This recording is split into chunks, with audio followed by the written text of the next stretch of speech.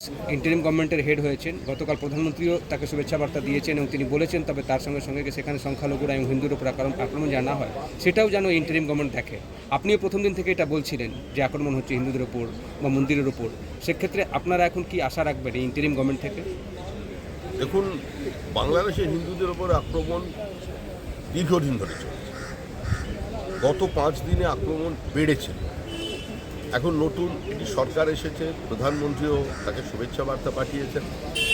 Unit সরকার, অন্তর্বর্তী সরকার, এর আমলে আশা করব যে হিংসা বন্ধ হবে।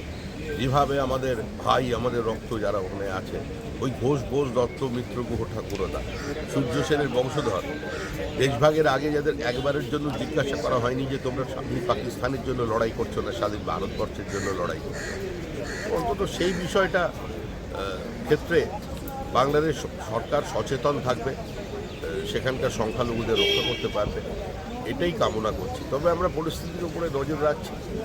আমরা ওখানে আমাদের হিন্দু ভাইদের তো একদম মরবার জন্য, ধর্ষিত হওয়ার জন্য কিংবা বাড়িতে আগুন লাগানোর জন্য, সর্বশান্ত হয়ে যাওয়ার জন্য ছেড়ে চুপ করে বসে থাকতে পারি না।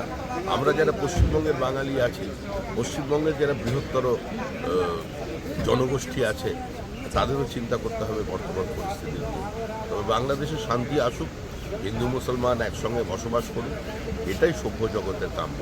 আমার মনে হয় সেই লক্ষ্যেই সরকার কাজ করবে।